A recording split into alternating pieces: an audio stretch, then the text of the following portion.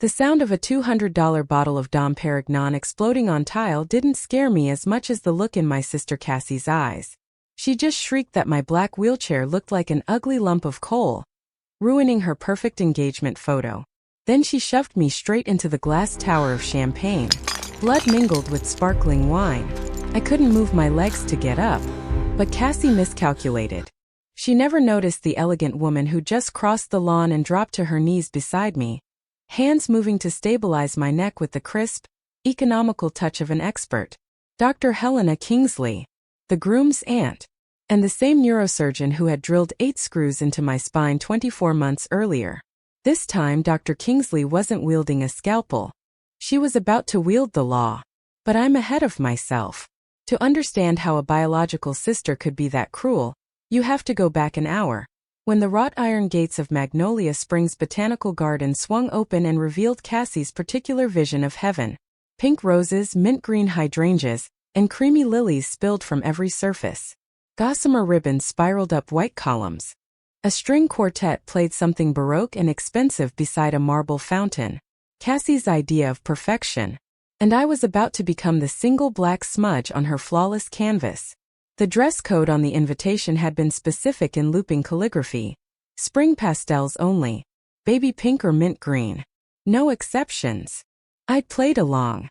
The pale pink silk dress from Nordstrom Rack actually made me feel almost pretty. It draped softly over my atrophied thighs, and I'd taken the time to curl my hair into loose waves that fell past my shoulders. But my wheelchair was still matte black. My ultralight carbon frame. 18 pounds of mobility that had cost me 2 years of scraping and saving. Disability payments, birthday checks, freelance editing gigs. Until I could finally afford the $5,000 price tag. It drove like a dream compared to the clunky, hospital-issued beast I'd used for 6 months after the accident. This chair was not an accessory. It was my independence. I honestly didn't think Cassie would care about the color. Back then, I was still wrong about a lot of things. I pushed myself up the accessible ramp, thank God the venue actually had one, and scanned for her. She glowed by the champagne fountain, a vision in ivory lace that probably cost more than my annual medical supplies. Her blonde hair was arranged in a complicated updo. Her makeup was editorial-level perfect. She laughed at something her fiancé Greg said, one hand staked possessively on his arm. Greg, from the 3 times I'd met him, was a genuinely decent guy. An architect. Soft-spoken, kind, with a smile that seemed to come from somewhere real. I'd wondered more than once what he saw in Cassie. Then again, Cassie had always been gifted at showing people only what she wanted them to see. I wheeled toward her, heart pounding, moving through clusters of guests who stepped politely aside. Despite 2 years of cold silence, of revisionist history where she was always the victim, some stubborn part of me still hoped.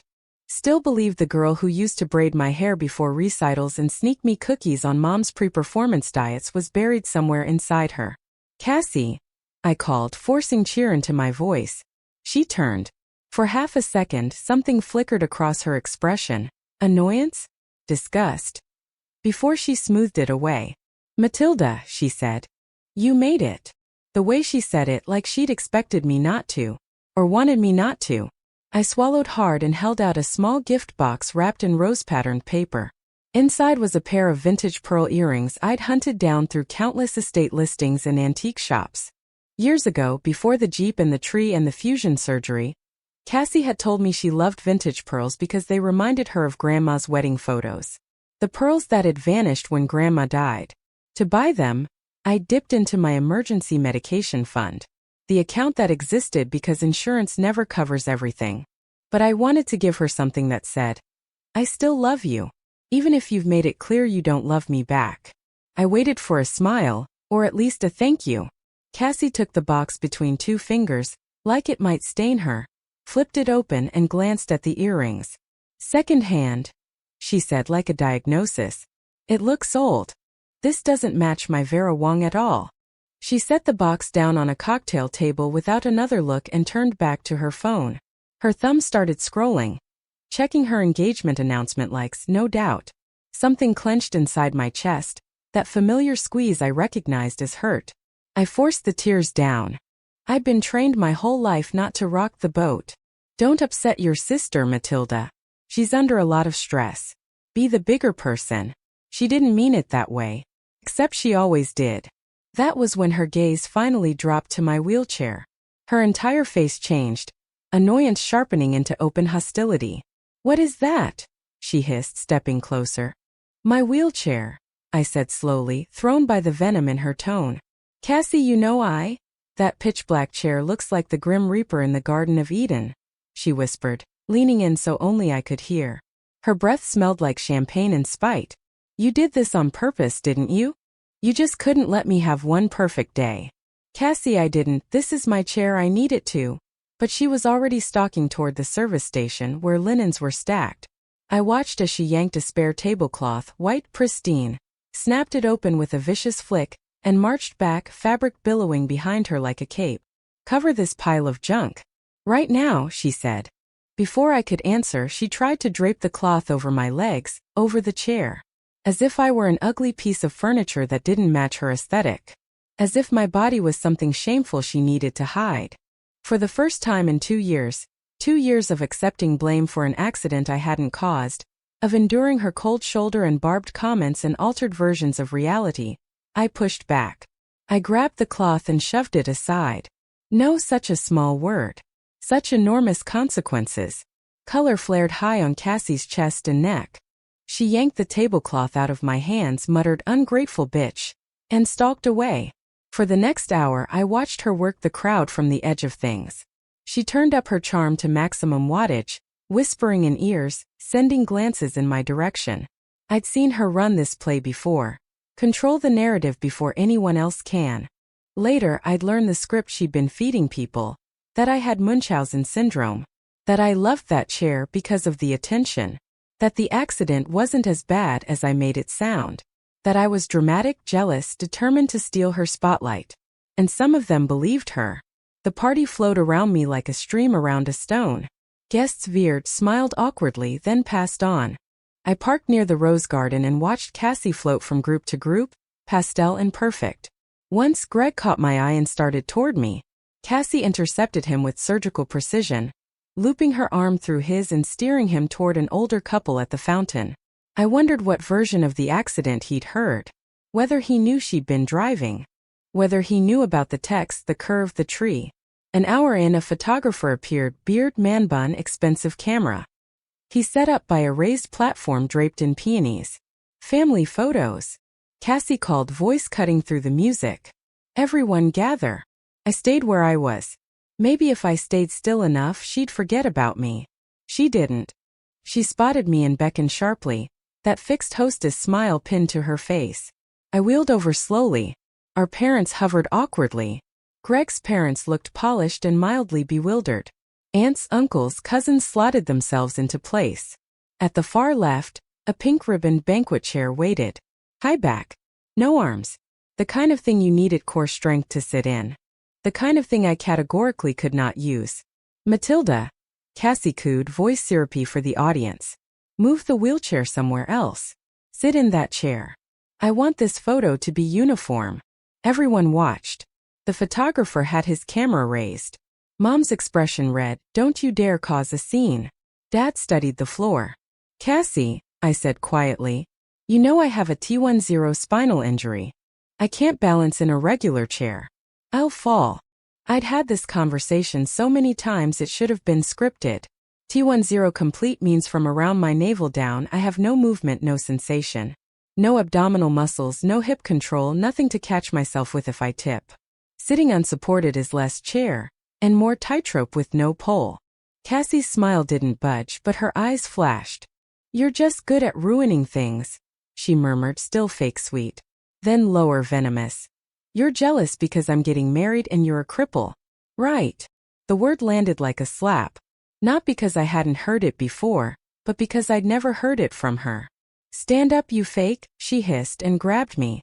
It happened so fast I had no time to brace. Her fingers dug into my left armpit, both hands yanking upward with surprising force. The movement jerked me forward, wrenching my fragile balance. My hands grabbed at air. The world pitched. In her anger and haste, Cassie stepped on the hem of her own dress. I saw her stumble, seesawing on her heels. Her grip on me slackened as she flailed to save herself. She caught her balance, took a step back. Let go. I had no such luxury. My deadweight legs and lack of core turned me into a projectile. All my momentum carried forward, and straight into the champagne tower. 7 tiers of crystal flutes, each brimming with gold bubbles, teetered in front of me. I crashed into them shoulder first. The sound was unbelievable. A chain reaction of shattering crystal, a roar of breaking glass. Shards burst outward like a sparkling explosion. My palms, thrown out on reflex, landed in jagged pieces. I felt them slice into my skin, my arms, my face. Pain bloomed in bright, sharp bursts. My head snapped sideways, smacking the tile. The room spun. The magnum of Dom from the top tier thudded against my shoulder and rolled away. Blood spread across the white tile, pinked by champagne. My dress soaked through, sticky and cold. I couldn't tell where the wine ended and I began. Everything went silent. No quartet. No chatter. Just droplets of champagne pattering from the ruined display and my ragged breathing. I lay still, terrified to move. My neck throbbed. My skull rang. Somewhere above, Cassie wailed. "Oh my God, my $5,000 dress. You ruined my party." Not, "Are you okay?" Not, "Someone help her. Stand up right now." I still couldn't see her. From the ground I had a view of chair legs, scattered glass, horrified faces.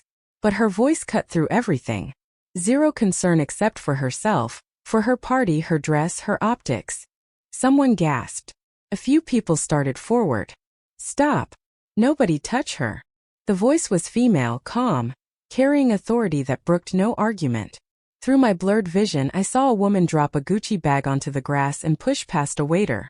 She moved with practiced urgency, kneeling beside me in the puddle of wine and blood without glancing at her cream pantsuit.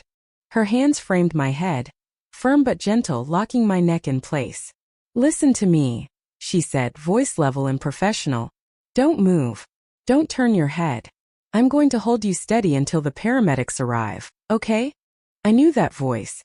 "Dr. Kingsley?" I croaked. "Helena Kingsley. Greg's aunt. Chief of neurosurgery at Mount Sinai. The woman who'd fused my ruined spine 2 years earlier." She looked up, eyes scanning the crowd until they landed on Greg. "Call 911, she ordered. "Report a spinal injury and an assault. Ask for police and EMS. Now." "Assault?" Cassie screeched. "What are you talking about?" She fell. "It was an accident." Dr. Kingsley ignored her, gaze dropping back to me. "Matilda Wells," she said softly. "I know you. I've got you. You're safe." Despite the pounding in my head, the stinging cuts, the humiliation, something inside me eased. I wasn't alone anymore. The next few minutes stretched and blurred. Lying flat, immobilized by Helena's hands, I became more ears than eyes. "You're doing fine," she murmured near my ear. "Nice and still. Just breathe with me. In, out." To my right, Cassie spiraled. "Aunt Helena, you're overreacting," she babbled. "She's faking. She can walk. She's just trying to ruin my day." Dr. Kingsley's grip never wavered, but her voice turned glacial. "Miss Wells," she said clearly, projecting for the whole garden, "I personally drilled 8 pedicle screws into your sister's T10 and T11 vertebrae 24 months ago. I know the structure of her shattered bones better than she does." A collective intake of breath. "Do you want to challenge my medical expertise?" she continued. "Or shall we proceed?" Cassie went quiet. For once. Around us, low conversations rippled. "She's really paralyzed? Did you see her grab her? Texting during the crash too, I heard." The sirens arrived, wailing up the driveway. Paramedics took over with efficient hands, sliding a rigid collar around my neck, log-rolling me onto a backboard. Each shift sent new flares of pain through my lacerated skin, but compared to the night of the Jeep crash, this hardly registered on the scale. As they strapped me down and hoisted the stretcher, my world tilted enough for me to see the bigger picture. The demolished champagne tower. The blood-spattered tile. Shards winking in the sun like evil diamonds. Dozens of guests, dressed in pastels and horror.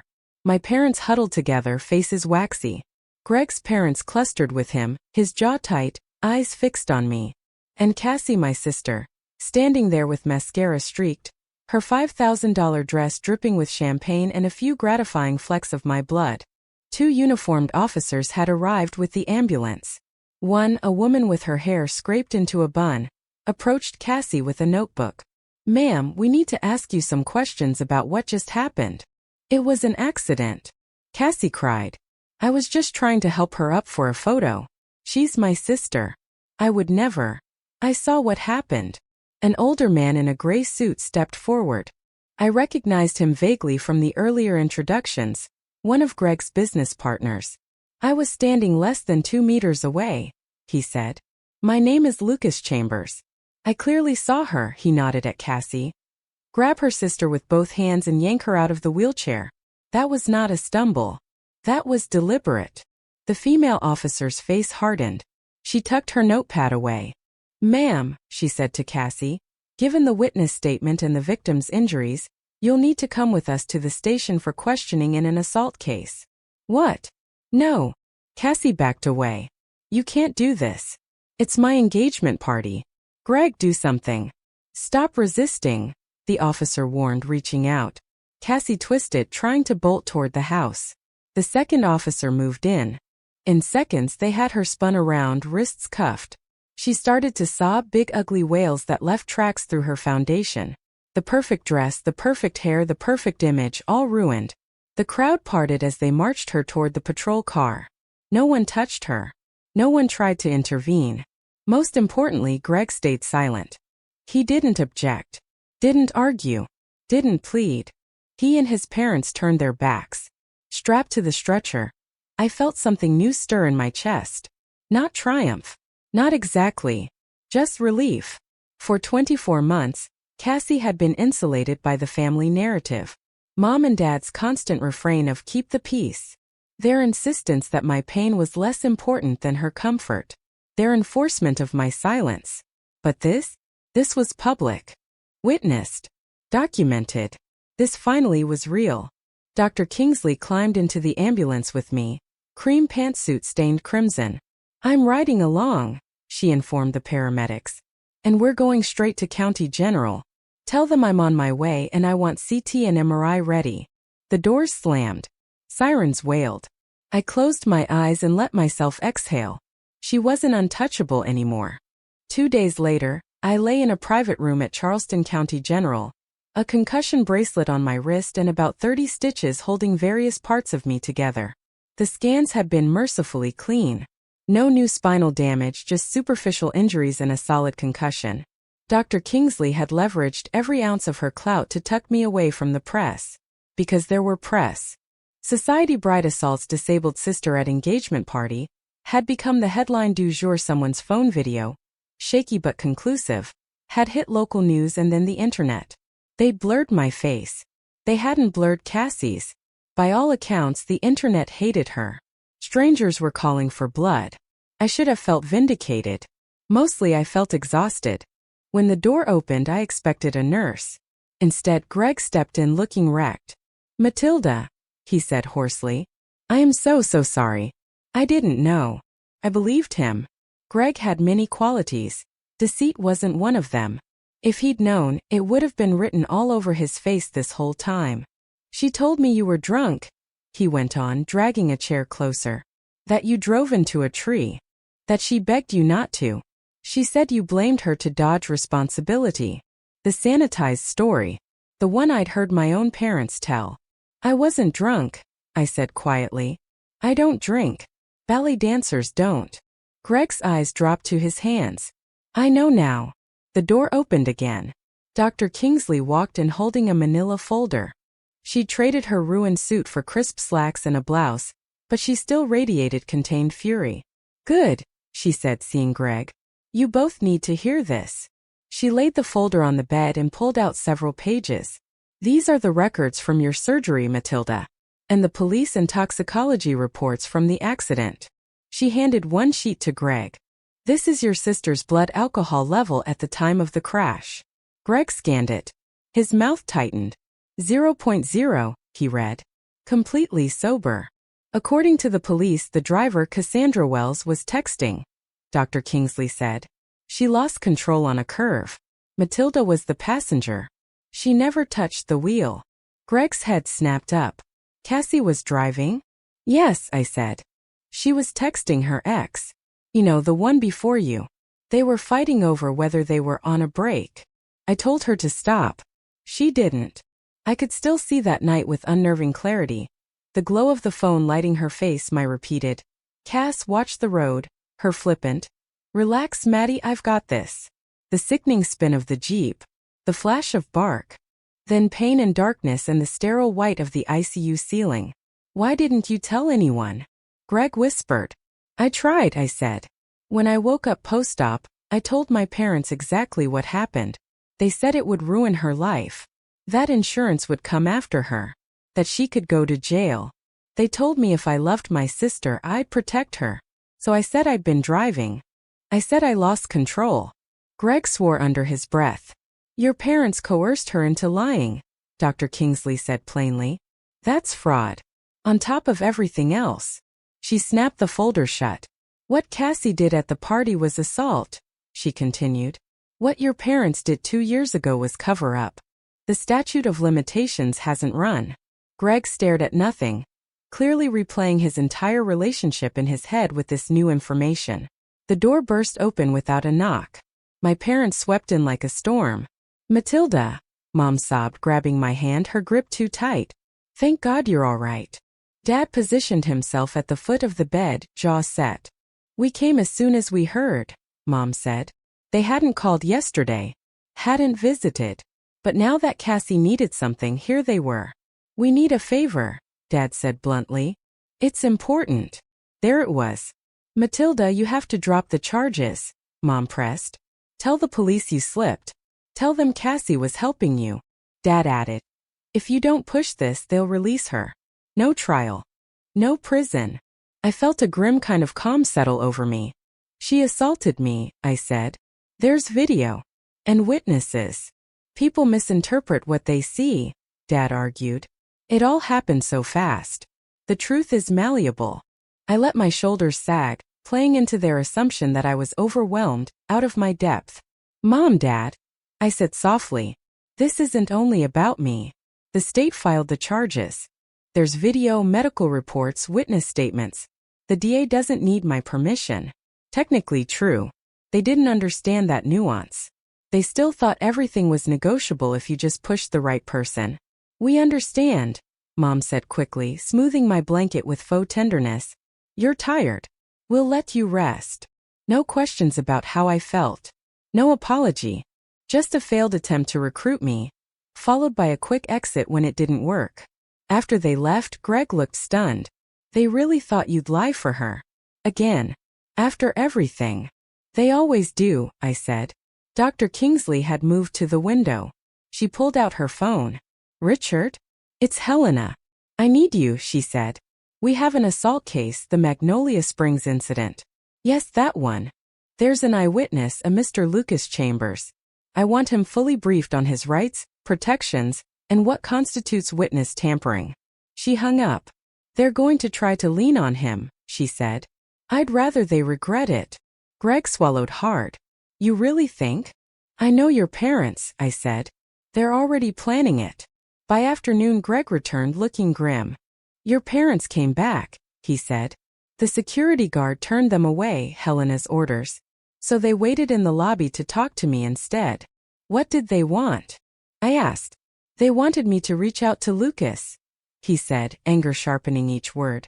To suggest maybe he was mistaken. That events had been misinterpreted. That maybe, for the good of the family, he should reconsider what he thought he saw. And? I asked, though I could read the answer in his face.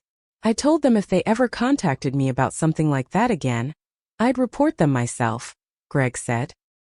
He scrubbed his hands over his face. I had no idea. I thought Cassie was just difficult. I didn't realize the rot went that deep. Not everyone, I said quietly. Just most of them. He managed a hollow laugh at that. Days blurred together. Doctors checking stitches, nurses charting vitals. Dr. Kingsley hovering like an ivory-suited avenging angel. Greg brought decent food and the occasional guilty smile. Then, a new name entered the story. Ms. Wells? This is Jennifer Hart, from Hartwell and Associates. I've been assigned as your counsel, said a cool voice on my phone. My counsel? I asked. For the assault case against your sister. I wanted to update you and get your input on a proposed plea. My heart picked up speed. What kind of plea? Your sister's attorney reached out, Hart said. They're extremely nervous about trial. Between the video, multiple witnesses, and your documented disabilities, the DA feels confident about securing a conviction for felony assault causing grievous bodily harm to a disabled person. With aggravating factors, she's looking at up to 10 years. 10 years. Cassie in prison until 41. What are they offering? I asked. If you're willing to submit a victim impact statement requesting leniency and testify that you believe your sister can be rehabilitated, they'll have her plead guilty to a reduced charge of aggravated assault. The sentencing expectation would drop to around 2 years, with possible parole at 18 months. 2 years instead of 10, I murmured. Yes. Still incarceration, still a felony, Hart said. But not a decade. However, the DA is also insisting on full restitution. Your medical expenses, pain and suffering, future care, and punitive damages. She named a number. $420,000. I almost dropped the phone. That covers your current hospitalization, missed work, therapy, ongoing equipment needs, plus a modest punitive component, Hart said. Frankly, some lawyers would push for more. My parents don't have that kind of money, I said automatically. That's not your concern, she said. If they want the deal, they find a way. If not, we go to trial, and your sister faces the full term. When do they have to decide? By the preliminary hearing. Funds wired into our trust account within 7 days. 1 week for my parents to come up with nearly $500,000. Ms. Wells, are you willing to file for leniency if the restitution is paid in full? Hart asked. Was I? 2 years wouldn't erase what Cassie had done, but 10 years would irrevocably alter her life. And that money would alter mine. Yes, I said finally. If the full amount is paid on time, I'll sign the statement. I'll inform them, Hart said. 7 days, Matilda. The clock's ticking. They visited that evening, looking like they'd been hollowed out. $420,000, Dad said, no preamble. That's extortion. That's restitution, I corrected. Your lawyer can explain the difference. We can't just magic that up, Mom protested. We've talked to the bank, everyone we know. You have about $280,000 in retirement, I said calmly. Almost that again in equity and non-retirement assets. If you liquidate both 401ks now, you'll lose some to penalties and taxes but still net around $200,000. The sailboat, if you sell fast to a wholesaler, maybe another $100,000. The rest you can borrow against the house with a hard money lender. High interest, but it funds in days. They stared at me like I'd slapped them. That's our entire retirement, Dad said hoarsely. Everything we've worked for. My spine is broken, I said evenly. My dance career is dead. My independence is hanging on by a thread. Because Cassie was texting while driving and you made me lie. You have always chosen her comfort over my safety. We did what was best for the family, Mom whispered. You did what was easiest for Cassie, I said. You always have.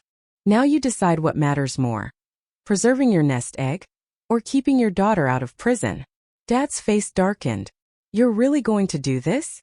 Destroy your own family? I'm not destroying anything, I said quietly. Cassie did that when she grabbed me and threw me into glass.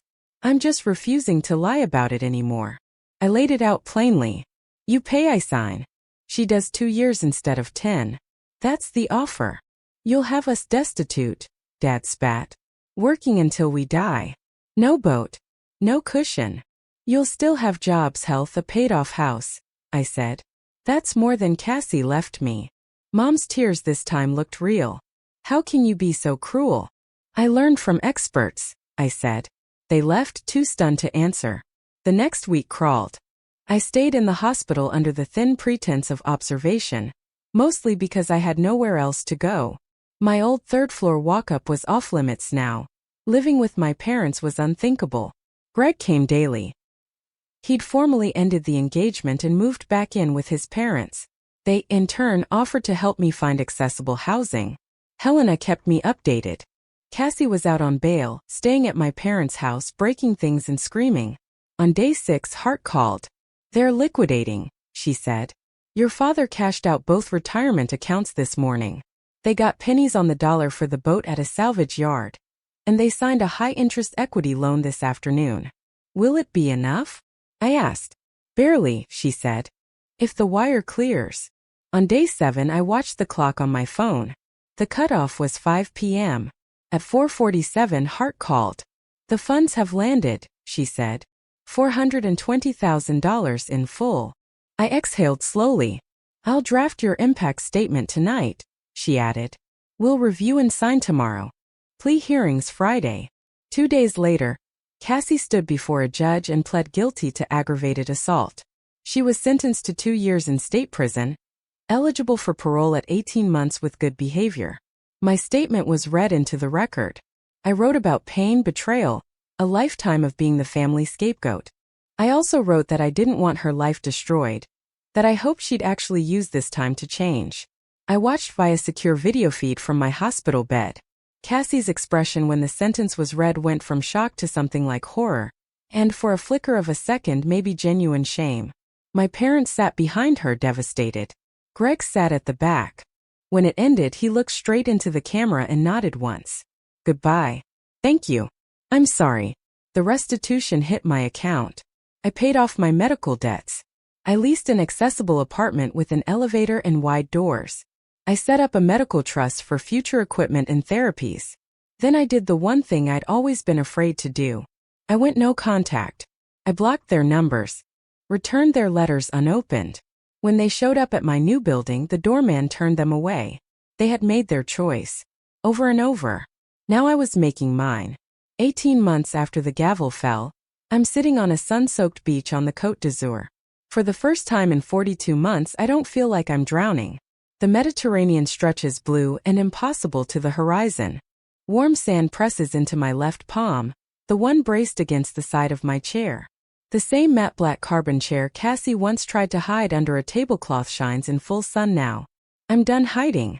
The $420,000 didn't magically fix my paralysis. Money can't regrow nerves. But it did buy options. Specifically, a slot at the Zurich Neuroscience Research Institute, in an experimental neural implant program that sits on the edge between sci-fi and medicine. When Helena slid the brochure across my hospital tray, she only said, "No guarantees. But if anyone deserves a shot, it's you." The outcome wasn't a cinematic rise-up-and-walk moment. Recovery never is. But 3 weeks ago, during one of my visualization sessions, something extraordinary happened. My right big toe twitched. Barely a millimeter, but I felt it. A faint, sizzling current down my calf. A connection where there had been nothing but dead space for years. I stared until my eyes blurred. Then I focused again. The toe moved. Again. "Matilda, I saw that," squealed Mari, the woman lying on the lounge chair beside me yesterday. She practically launched herself over, wrapping me in a hug so fierce I lost my breath. She sobbed louder than I did. "Mari, my chosen sister. We met at the Zurich Institute.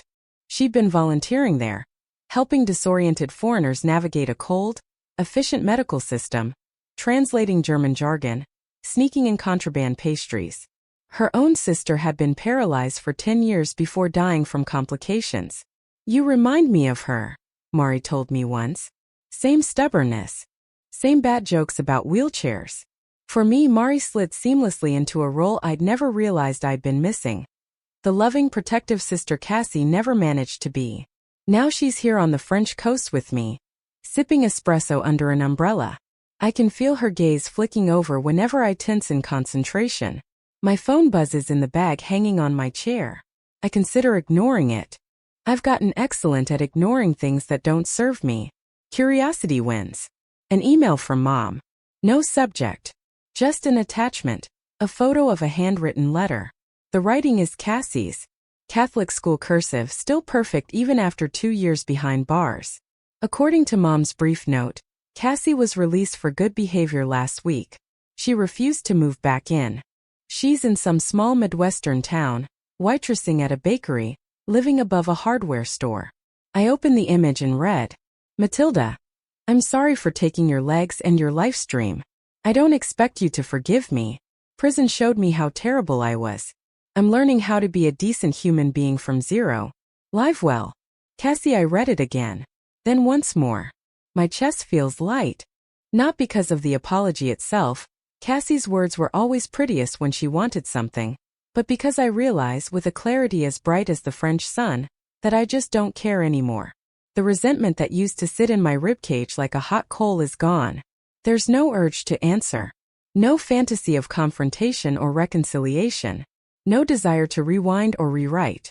She's learning to be a decent human being. Good for her. She can do it far away from me. I tap the screen off and drop the phone back in my bag. The past falls back into place where it belongs. Mari, I say grinning, let's get ice cream. My treat. She laughs her big, contagious laugh, stands and moves behind my chair. Let's go, little sister, she says, hands settling on my push handles. We roll along the coastal path, our laughter weaving through the sound of the waves. The air tastes like salt and freedom. This is my real family. This is my real life. And it feels damn good.